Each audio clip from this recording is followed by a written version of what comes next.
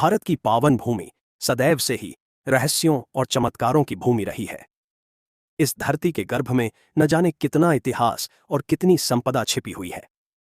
प्राचीन काल में जब असुरक्षा का वातावरण होता था, तब लोग अपनी बहुमूल्य संपदा को भूमि के भीतर सुरक्षित रख देते थे। इन्हीं गुप्त खजानों को खोजने और उनके लक्षणों को समझने के लिए हमारे ऋषियों ने निधि शास्त्र की रचना की थी। आज के इस विशेष वीडियो में हम उस महान ज्ञान की चर्चा करेंगे जो स्वयं देवाधिदेव महादेव भगवान शंकर ने माता पार्वती को बताया था। निधि शास्त्र में 10 ऐसे स्थानों का वर्णन मिलता है जहां आज भी वृहत और प्राचीन खजाना छिपा हो सकता है। प्राचीन ग्रंथों के अनुसार भगवान शंकर ही समस्त निधियों के स्वामी और कुबेर के आराध्य हैं। उनकी आज्ञा के बिना न तो कोई लक्ष्मी प्राप्त कर सकता है और न ही भूमि में गधे धन को पा सकता है। इस वीडियो को अंत तक देखें क्योंकि इसमें दिए गए संकेत आपके जीवन को बदल सकते हैं।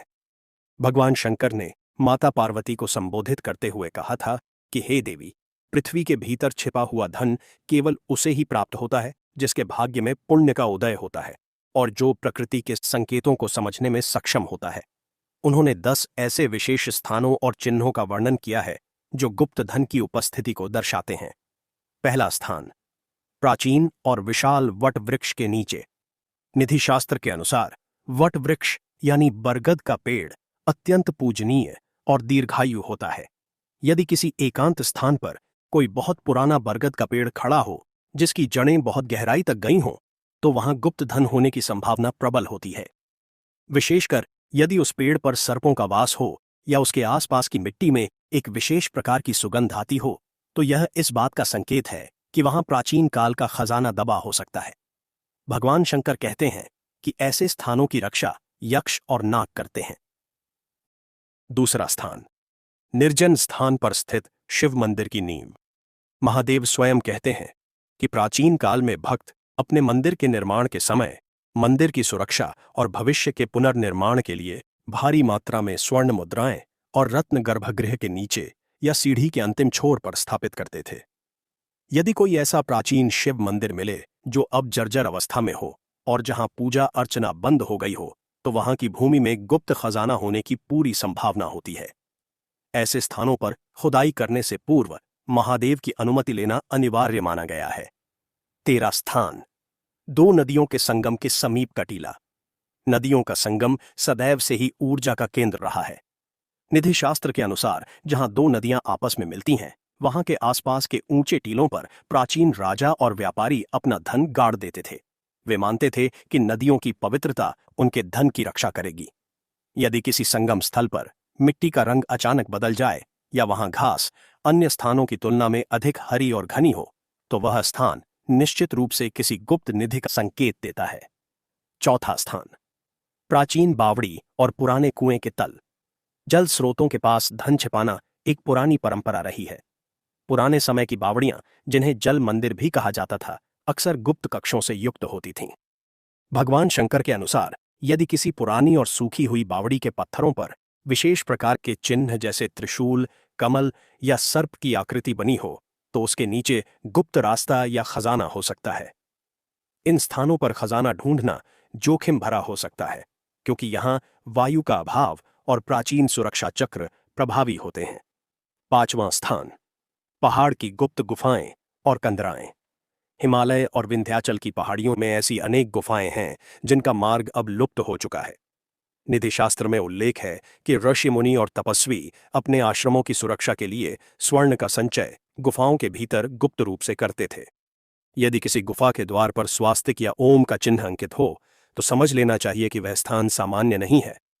भगवान शंकर का वास भी गुफाओं में माना गया है, इसलिए वे इन निधियों के रक्षक कहलाते हैं। छठा स्थान, निर्जन वन में स्थित पीपल का पेड़। पीपल का पेड़ साक्षात भगवान विष्णु का रूप माना जाता है और इसकी जड़ों में ब्रह्मा, मध्य में विष्णु और अग्रभाग में शिव का वास होता है। निधि शास्त्र के अनुसार यदि किसी निर्जन वन में अकेला पीपल का पेड़ खड़ा हो और उसके नीचे की भूमि ऊबड़ खाबड़ हो, तो वहां धन होने के संकेत मिलते हैं। विशेषकर यदि शनिवार की रात उस पेड़ के पास दीपक जैसा प्रकाश दिखाई दे, तो वह भूमि में दबे खजाने की चमक हो सकती है। दोस्तों, आगे जानकारी बताऊंगा, उससे पहले आपसे निवेदन है, आप हमारे इस वीडियो को भारत के किस राज्य से देख रहे हैं, आपके जिले क्या है या आपके गांव का नाम क्या है? कमेंट बॉक्स में अपना नाम और स्थान जरूर लिखना, ताकि हमें भी पता चले हमारे दर्शक भारत के किस क्षेत्र से सबसे ज्यादा हमारे ज्ञानवर्धक जानकारी को देखते हैं। 7वां स्थान, प्राचीन हवेली के चौखट और ईशान कोण। पुराने जमाने की हवेलियां और किले आज भी अपने भीतर इतिहास समेटे हुए हैं। निधिशास्त्र कहता है कि भवन का ईशान कोण यानी उत्तर पूर्व की दिशा देवताओं की दिशा होती है। यदि किसी प्राचीन हवेली का ईशान कोण भारी हो या वहां की दीवारें अन्य दीवारों की तुलना में अधिक मोटी हों, तो वहां स्वर्ण भंडार होने की संभावना होती है। विशेषकर मुख्य द्वार की चौखट के नीचे भी धन गाड़ने की प्रथा प्राचीन काल में प्रचलित थी। 8वां स्थान, श्मशान की भूमि के समीप गुप्त स्थान। यद्यपि श्मशान को भय का स्थान माना जाता है, परंतु तंत्र शास्त्र और निधि शास्त्र में इसका विशेष महत्व है। भगवान शंकर, जो श्मशान के निवासी हैं, वे बताते हैं कि कई तांत्रिक और प्राचीन शासक अपने धन को ऐसी जगह छिपाते थे जहां सामान्य मनुष्य जाने से डरे। यदि श्मशान के पास कोई प्राचीन चबूतरा या खंडहर हो, तो वहां गुप्त धन की उपस्थिति हो सकती है। ऐसे धन की रक्षा अक्सर अदृश्य शक्तियां करती हैं। 9वां स्थान, ऊसर भूमि में खड़ा अकेला खजूर या ताड़ का पेड़। रेगिस्तानी या ऊसर भूमि जहां कुछ भी न उगता हो, वहां यदि अचानक कोई खजूर या ताड़ का पेड़ दिखाई दे, तो यह एक आश्चर्यजनक संकेत है। निधि शास्त्र के अनुसार यह पेड़ उस स्थान पर मौजूद जल और स्वर्ण की ऊर्जा से पोषण प्राप्त करते हैं। यदि इस पेड़ की छाया किसी निश्चित समय पर किसी विशेष पत्थर पर पड़ती हो, तो वह पत्थर खजाने के द्वार की कुंजी हो सकता है। 10वां स्थान, जहां कौवे और गिद्ध बार बार बैठते हों। पशु पक्षियों की चेतना मनुष्यों से अधिक तीव्र होती है। भगवान शंकर कहते हैं कि पृथ्वी के भीतर मौजूद धातुओं की तरंगे पक्षियों को आकर्षित करती हैं। यदि किसी विशेष भूमि के टुकड़े पर कौवे बार बार चोंच मारते हों या वहां गिद्ध आकर बैठते हों, जबकि वहां कोई मृत जीव न हो, तो समझ लेना चाहिए कि उस भूमि के नीचे कुछ विशेष है। यह स्थान किसी प्राचीन दफन खजाने का संकेत हो सकता है। अब हम एक छोटी लघु कथा के माध्यम से इस ज्ञान की सत्यता को समझेंगे। प्राचीन समय की बात है। एक सोमदेव नाम का निर्धन ब्राह्मण था। वह भगवान शंकर का अनन्य भक्त था। उसकी निर्धनता के कारण उसका परिवार अत्यंत कष्ट में था। एक रात महादेव ने उसे स्वप्न में दर्शन दिए और कहा कि हे सोमदेव, तुम्हारी भक्ति से मैं प्रसन्न हूं। जाओ, अपने गांव के पूर्व दिशा में स्थित उस प्राचीन बेल के पेड़ के नीचे खोजो जो अब लगभग सूख चुका है। सोमदेव सुबह उठा और उस स्थान पर पहुंचा। उसने देखा कि वहां सचमुच एक पुराना बेल का पेड़ था, जिसके नीचे की मिट्टी बहुत कठोर थी। उसने निधि शास्त्र के नियमों का स्मरण किया और वहां खुदाई शुरू की। कुछ फीट नीचे उसे एक तांबे का पात्र मिला जो स्वर्ण मुद्राओं से भरा हुआ था, लेकिन उस पात्र के ऊपर एक काले नाग का पहरा था। सोमदेव डरा नहीं। उसने ओम नमः शिवाय का जाप किया और महादेव से प्रार्थना की। तत्काल वह नाग वहां से चला गया और सोमदेव को वह धन प्राप्त हुआ। सोमदेव ने उस धन का उपयोग जन कल्याण और मंदिरों के जीर्णोद्धार में किया। यह कथा हमें सिखाती है कि श्रद्धा और शास्त्र का ज्ञान कभी व्यर्थ नहीं जाता। भगवान शंकर द्वारा बताए गए ये 10 स्थान आज भी उतने ही प्रासंगिक हैं जितने प्राचीन काल में थे।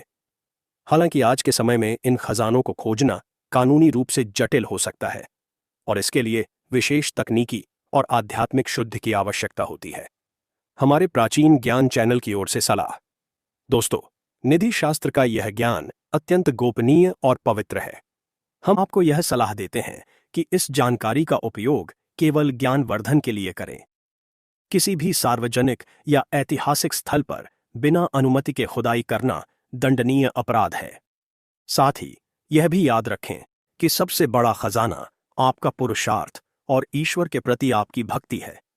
यदि आपके भाग्य में धन है, तो वह उचित समय पर उचित मार्ग से आपको अवश्य प्राप्त होगा।